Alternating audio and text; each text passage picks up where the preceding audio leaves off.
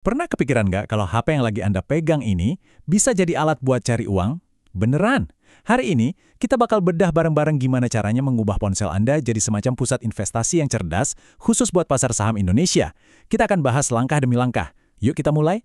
Nah, mungkin pertanyaan pertama yang muncul di kepala Anda adalah, gimana sih caranya? Kedengarannya ribet ya investasi saham itu?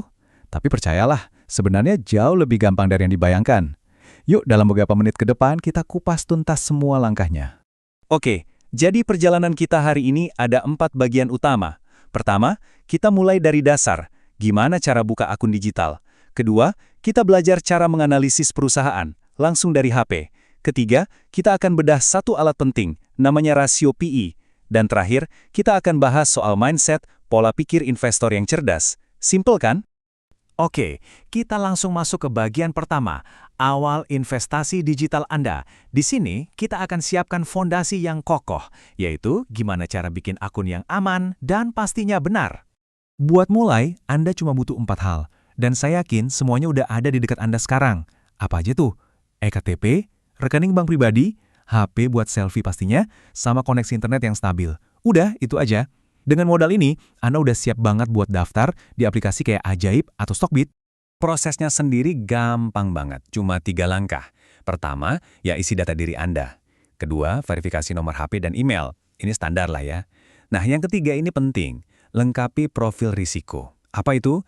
Ini semacam kuesioner singkat buat nentuin Anda itu tipe investor yang mana, konservatif, moderat, atau agresif. Jadi nanti rekomendasinya bisa pas. Nanti pas proses daftar, Anda pasti akan ketemu istilah RDN atau rekening dana nasabah. Jangan panik, ini justru kabar baik.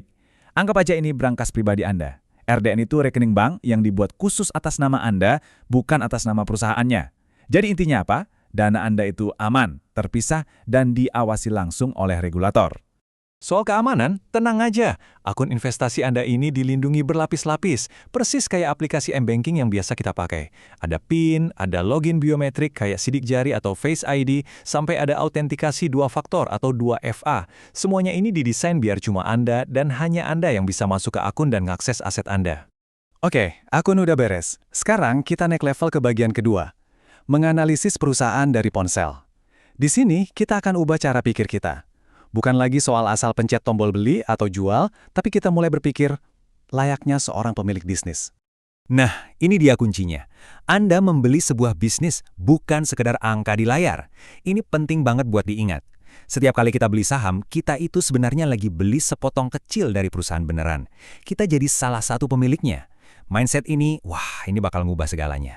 Terus, gimana caranya kita kenalan sama bisnis yang mau kita beli ini? Jawabannya, analisis fundamental. Gampangnya gini, anggap aja kita jadi detektif. Tugas kita adalah nyari petunjuk dari data-data keuangan buat cari tahu ini perusahaan sehat nggak sih? Beneran bagus nggak prospeknya?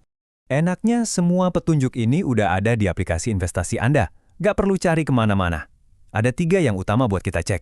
Pertama, NPM atau Net Profit Margin. Ini buat lihat seberapa untung si perusahaannya. Makin tinggi, ya makin bagus. Kedua, ROE, Return on Equity. Ini buat mengukur sejago apa perusahaan muterin duit investor jadi laba. Dan ketiga, DIR atau Debt to Equity Ratio. Ini buat ngecek utangnya. Idealnya sih, jangan kegedean utangnya. Oke, kita udah jadi detektif, sekarang kita butuh kaca pembesarnya. Kita masuk ke bagian ketiga, membedah rasio PE. Anggap aja ini alat bantu pertama kita buat ngecek saham ini lagi murah atau mahal ya. Ini metrik yang populer banget buat bantu kita ambil keputusan yang lebih logis, bukan cuma ikut-ikutan. Jadi apa sih rasio PE atau price to earnings ini? Sederhananya, ini cara cepat buat ngukur harga. Rasio ini seolah-olah nanya gini, untuk setiap Rp1 laba yang dibikin perusahaan, pasar rela bayar berapa rupiah sih? Nah, dari situ kita bisa dapat gambaran awal, harganya wajar nggak ya? Nah, ngebaca PE ini ada seninya, nggak bisa hitam putih. PE tinggi itu bisa berarti 2 hal. Bisa jadi karena investor optimis banget sama masa depannya, atau ya harganya aja yang kemahalan. Sebaliknya, PE rendah juga bisa punya 2 arti. Bisa jadi itu harta karun tersembunyi karena harganya murah, atau bisa juga karena perusahaannya emang lagi ada masalah. Jadi kuncinya selalu konteks. Nanti Anda juga bakal sering lihat ada 2 jenis PE, trailing dan forward. Gampangnya gini, trailing PE itu ngelihat data laba yang udah lewat, data 12 bulan ke belakang. Ini data nyata. Kalau forward PE, itu pakai perkiraan laba di masa depan. Jadi yang satu ngacak ke spion, yang satunya lagi coba nerawang ke depan. Dan ini dia aturan paling penting pas pakai rasio PE. Jangan pernah lihat angkanya sendirian. Selalu bandingkan dengan perusahaan sejenis. Contohnya di grafik ini, ada Bank A dengan PE 10 kali, dan Bank B dengan PE 18 kali. Ini bukan berarti Bank B jelek loh ya, tapi ini ngasih kita info kalau saat ini harga saham Bank A relatif dianggap lebih murah sama pasar dibandingin sama saingannya. Baik, sekarang kita sampai di bagian terakhir, dan mungkin ini yang paling krusial dari semuanya. Pola pikir investor cerdas. Kenapa? Karena punya alat canggih tapi nggak tahu cara pakainya dengan bijak, ya percuma kan? Ada 4 prinsip utama yang bisa jadi pegangan kita. Pertama, hindari FOMO atau takut ketinggalan. Jangan beli cuma karena lagi rame. Kedua, selalu lakukan riset sendiri, jangan cuma katanya. Ketiga, diversifikasi, sebar investasi Anda. Dan yang terakhir dan terpenting, ingat, investasi itu lari maraton, bukan lari sprint. Fokusnya jangka panjang. Oke, kita udah lihat gimana cara mulai, cara analisis, sampai cara evaluasi. Bekal awalnya udah ada di tangan Anda. Jadi sekarang pertanyaannya bukan lagi gimana caranya, tapi lebih ke mau mulai dari mana. Nah, kira-kira bisnis apa nih yang bakal Anda selidiki pertama kali?